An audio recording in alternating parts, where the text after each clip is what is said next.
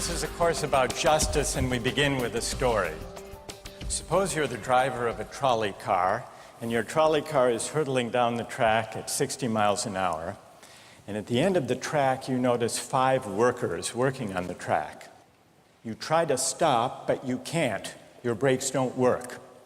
You feel desperate because you know that if you crash into these 5 workers, they will all die. Let's assume you know that for sure. And so you feel helpless until you notice that there is, off to the right, a side track.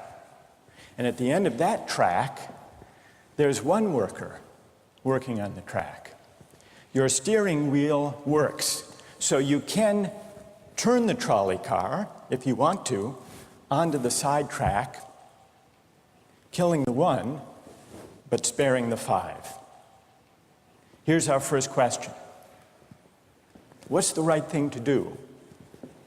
What would you do? Let's take a poll.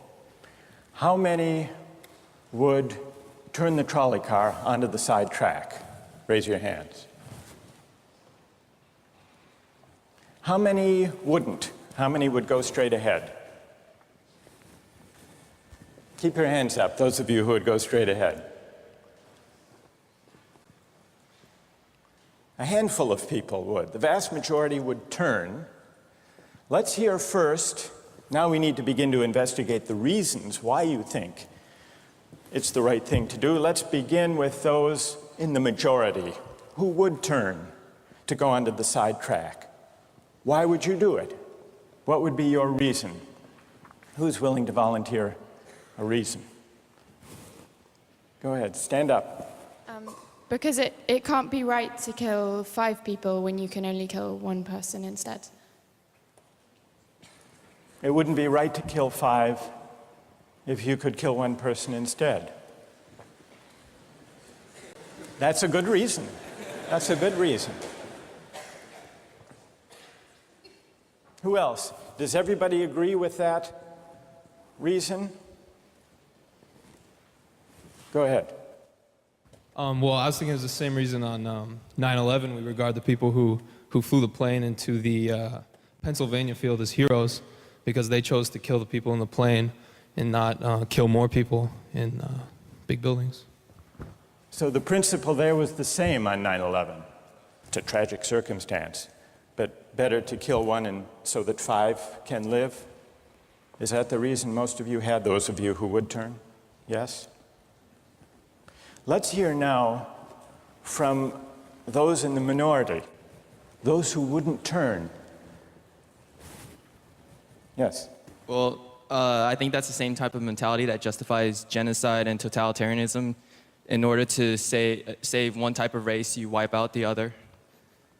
So what would you do in this case? You would, to avoid the horrors of genocide, you would crash into the 5 and kill them?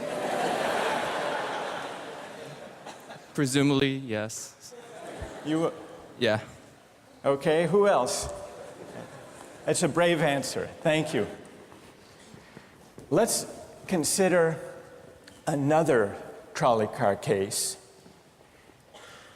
and see whether those of you in the majority want to adhere to the principle, better that 1 should die so that 5 should live. This time you're not the driver of the trolley car, you're an onlooker. You're standing on a bridge overlooking a trolley car track. And down the track comes a trolley car. At the end of the track are 5 workers. The brakes don't work. The trolley car is about to careen into the 5 and kill them. And now, you're not the driver. You really feel helpless until you notice, standing next to you, leaning over the bridge, is a very fat man. And you could give him a shove. He would fall over the bridge, onto the track, right in the way of the trolley car. He would die, but he would spare the 5. Now, how many would push the fat man over the bridge? Raise your hand. How many wouldn't?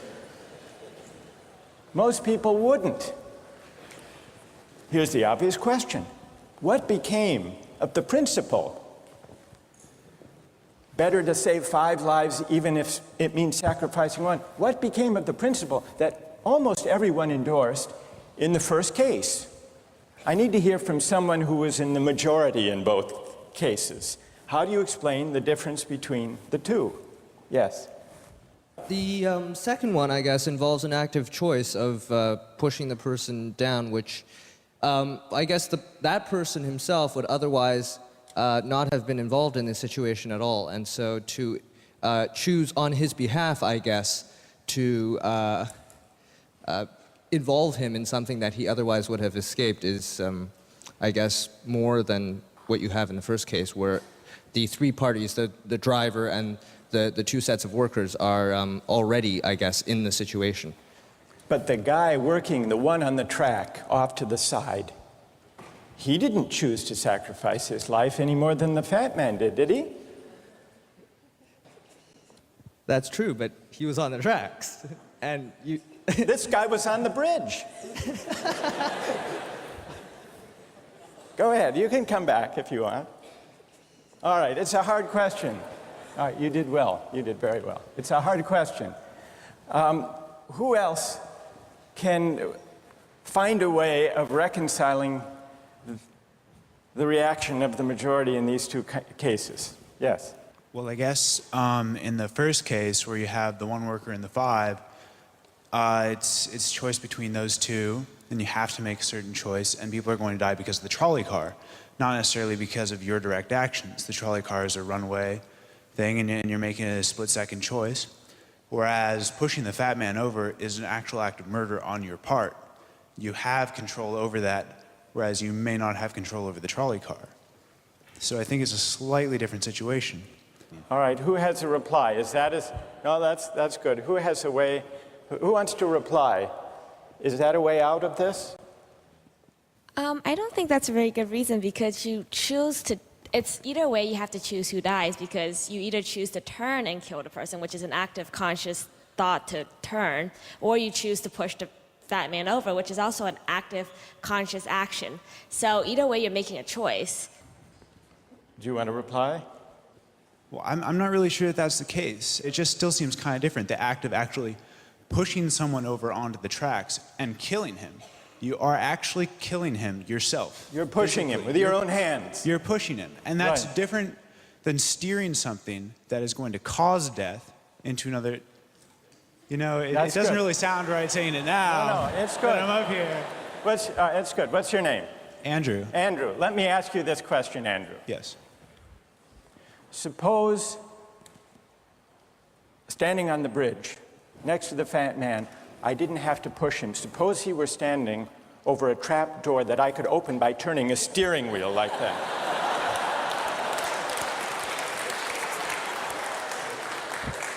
Would you turn? For some reason, that still just seems more wrong. Right? I mean, maybe if you accidentally like leaned into the steering wheel or something like that. But or say that the car is hurtling towards a switch that will drop the trap.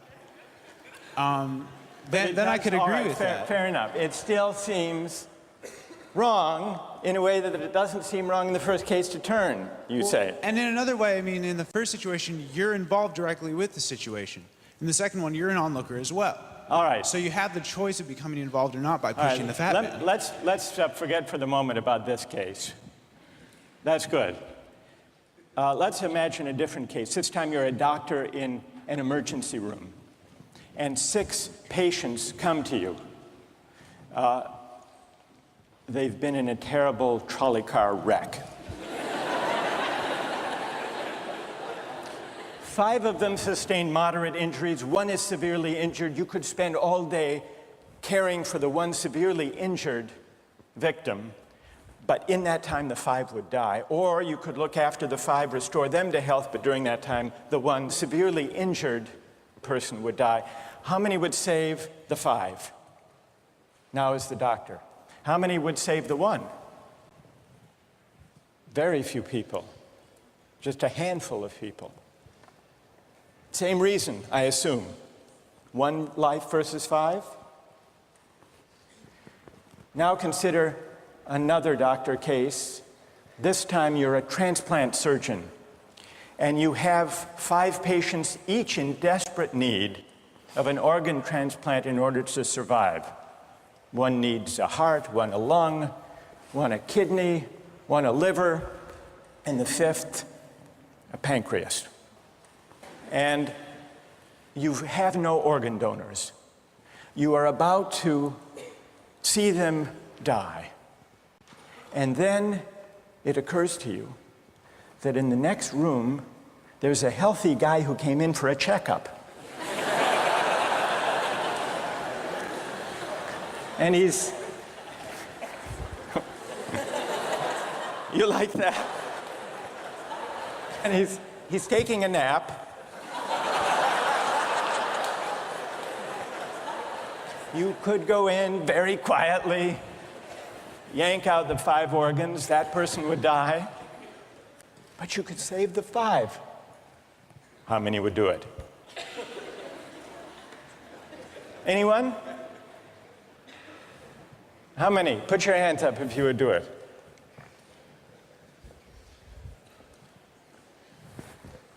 Anyone in the balcony? You would? Be careful, don't lean over too much. What? How many wouldn't?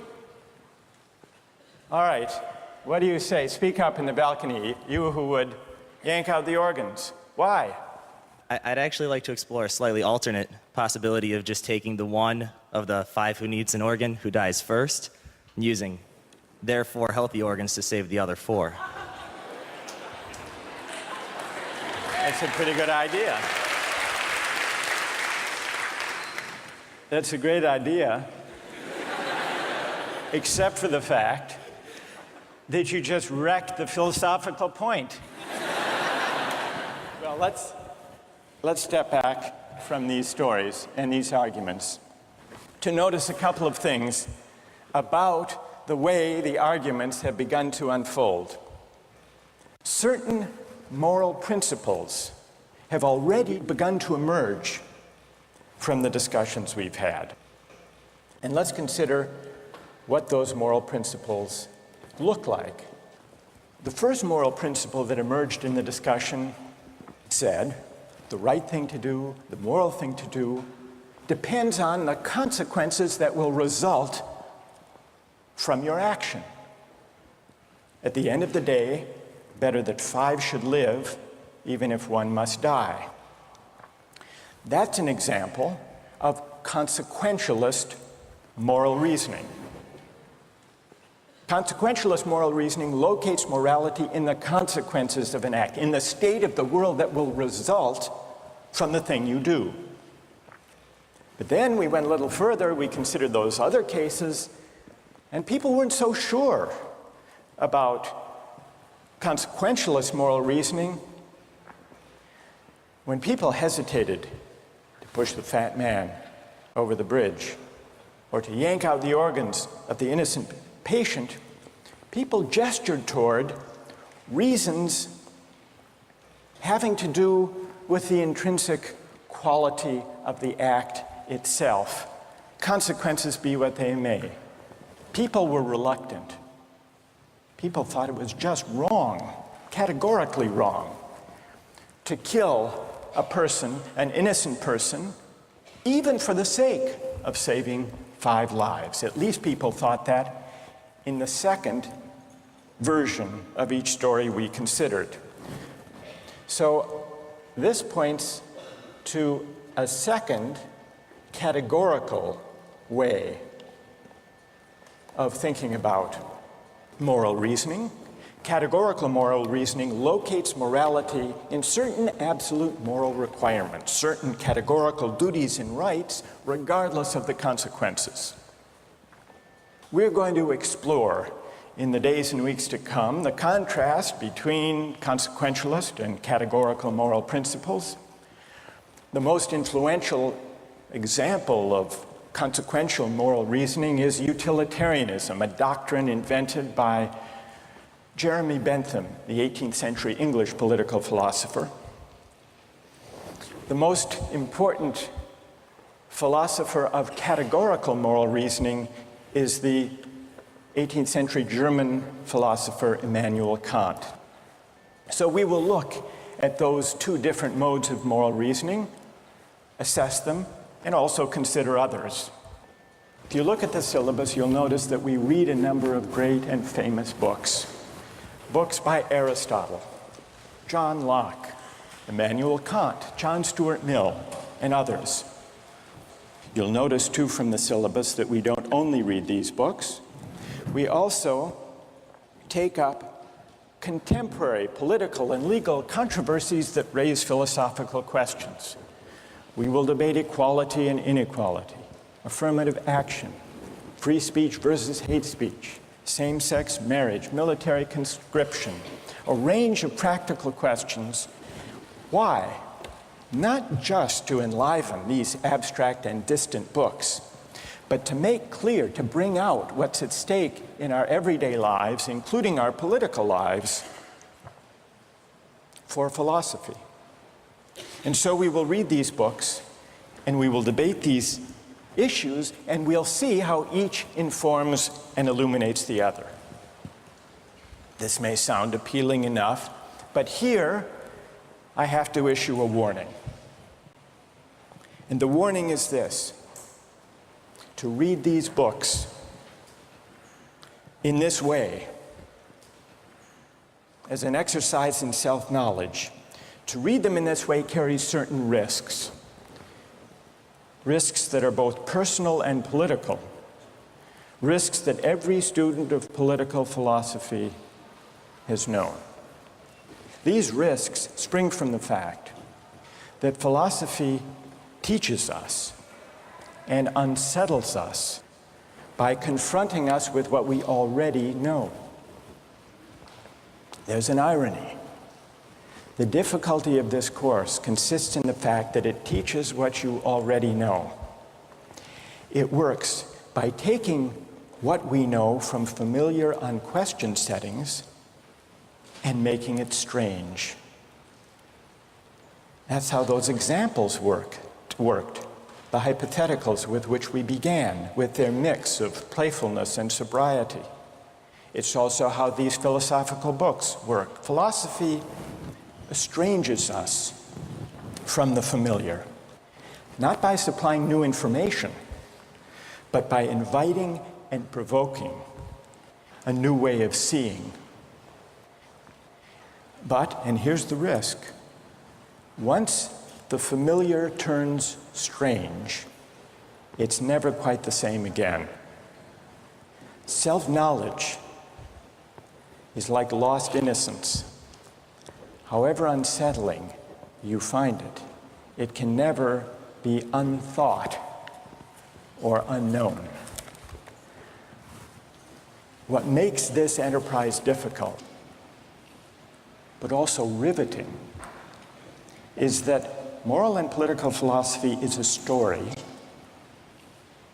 and you don't know where the story will lead, but what you do know is that the story is about you.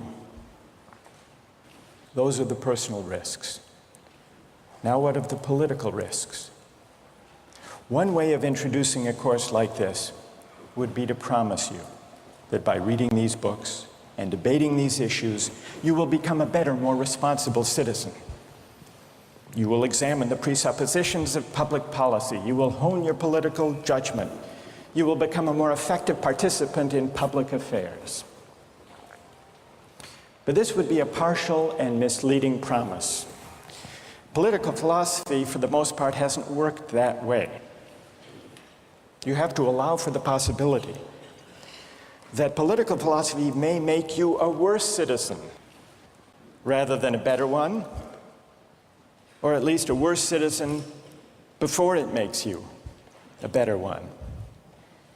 And that's because philosophy is a distancing, even debilitating activity. And you see this going back to Socrates. There's a dialogue, the Gorgias, in which one of Socrates' friends, Callicles, tries to talk him out of philosophizing. Callicles tells Socrates, philosophy is a pretty toy if one indulges in it with moderation at the right time of life. But if one pursues it further than one should, it is absolute ruin. Take my advice, Callicles says. Abandon argument. Learn the accomplishments of active life. Take for your models not those people who spend their time on these petty quibbles, but those who have a good livelihood and reputation and many other blessings.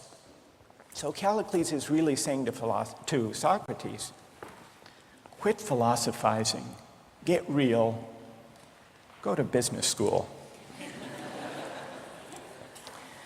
And Callicles did have a point. He had a point because philosophy distances us from conventions, from established assumptions, and from settled beliefs. Those are the risks, personal and political. And in the face of these risks, there is a characteristic evasion. The name of the evasion is skepticism. It's the idea, well, it goes something like this. We didn't resolve once and for all either the cases or the principles we were arguing when we began. And if Aristotle and Locke and Kant and Mill haven't solved these questions after all of these years, who are we to think that we here in Sanders Theatre over the course of a semester can resolve them? And so maybe it's just a matter of each person having his or her own principles and there's nothing more to be said about it. No way of reasoning. That's the evasion of skepticism, to which I would offer the following reply. It's true, these questions have been debated for a very long time. But the very fact that they have recurred and persisted may suggest that though they're impossible in one sense, they're unavoidable in another. And the reason they're unavoidable, the reason they're inescapable, is that we live some answer to these questions every day. So skepticism, just throwing up your hands and giving up on moral reflection, is no solution.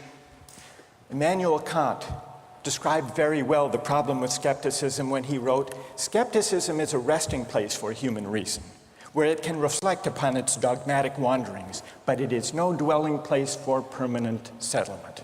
Simply to acquiesce in skepticism," Kant wrote, "can never suffice to overcome the restlessness of reason."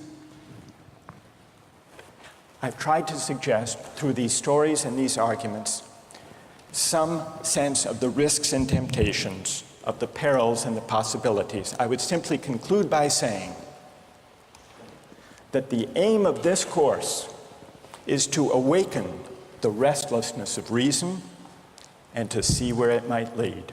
Thank you very much.